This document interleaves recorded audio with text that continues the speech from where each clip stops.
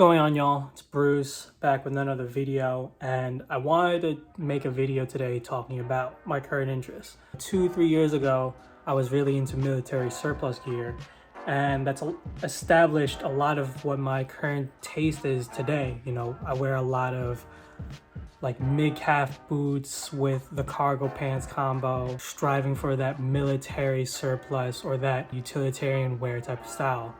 And so today I wanted to talk about my interests just to see where my style is 2-3 years from now and see how much I've developed those interests into my current style.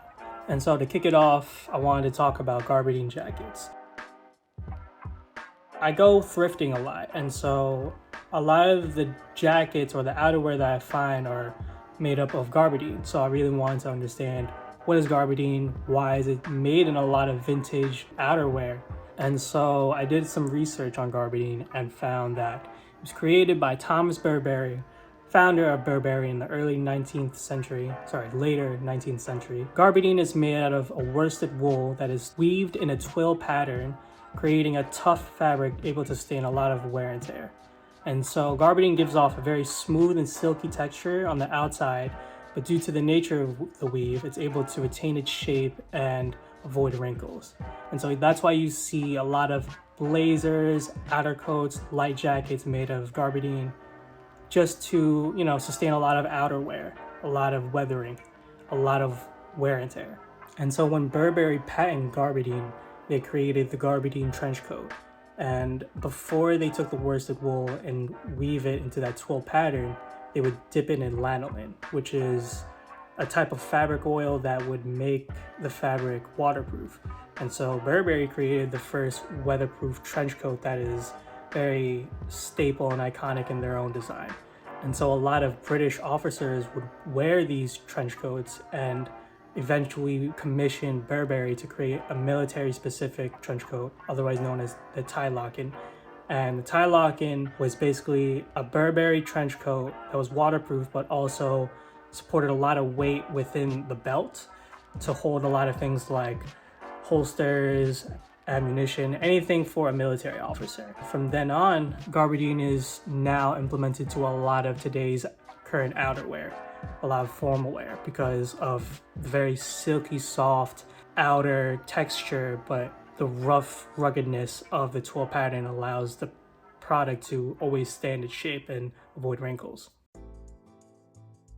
And so another thing I'm into right now is vintage European tech wear, specifically old CP Company and old Stone Island under Massimo Osti. And so there's this vintage collector in Japan that has a lot of Massimo Osti's work, and he's done an article with Sabakuda Online that talks about his journey in collecting all these pieces and why he does it. In the article, he explains how Massimo Osti has basically laid out the foundation of techwear.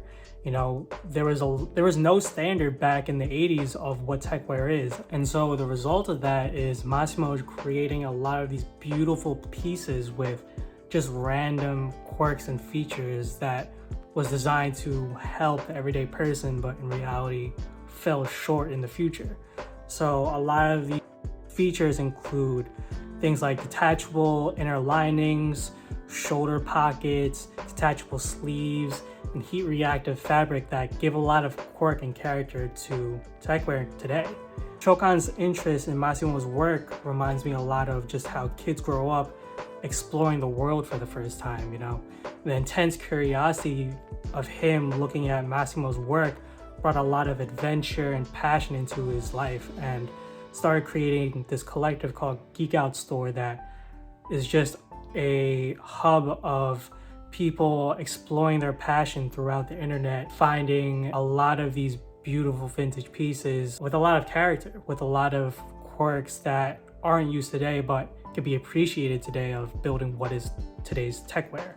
And so their passion in finding old CP Company Stone Island pieces by Massimo has inspired me to find those pieces. A lot of the ice jackets, a lot of the heat reactive technology in these old Stone Island parkas, A lot of CP companies, old knitwear is really interesting to me. I know there's also Catherine Hamnet or Gerbode, but I don't know too much about those type of brands, but would love to have that be my next journey into what vintage techwear is about. And the last thing I wanted to talk about are watches.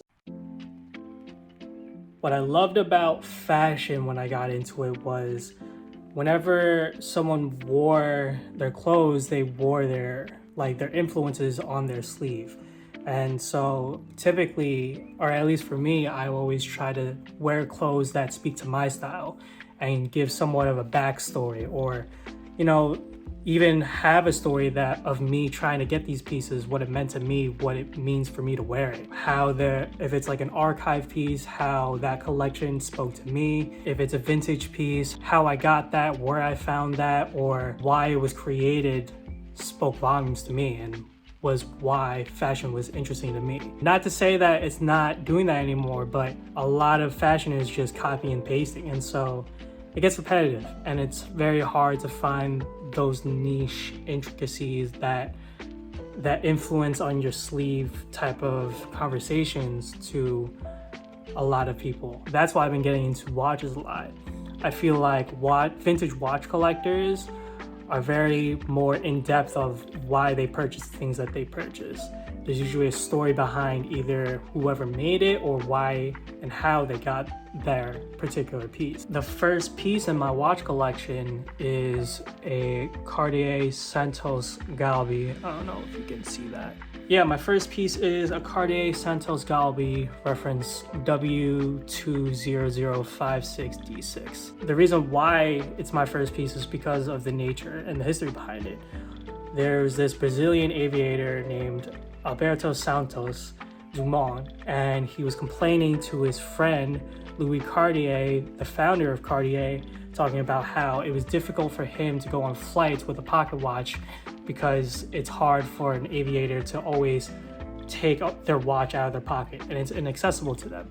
So Cartier designed and mass-produced the very first wristwatch known today as the Cartier Santos Galbi. And so I picked up the W20056D6 just because it's a woman's watch, but it is very small, and I have a very small wrist, so it fits perfectly on my wrist, and it was also within my budget. So now I'm trying to look into the King Seiko, reference number 449990.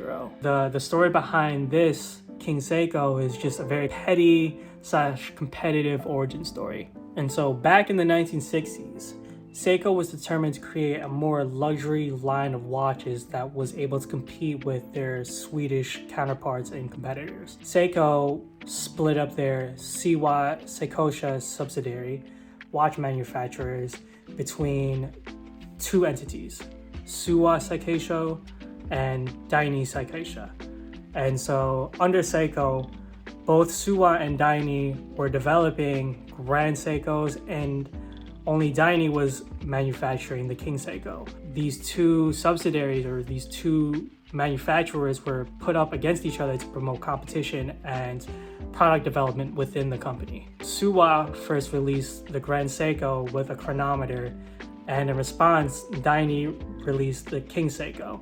But the King Seiko didn't feature the chronometer, and so it fell behind in sales behind the Grand Seiko. Later on, Daini hired a designer named Taro Tanaka, who created a set of design principles called the Grammar of Design. And the Grammar of Design would highlight Seiko's focus on simplicity on their watches throughout the 60s and the 70s.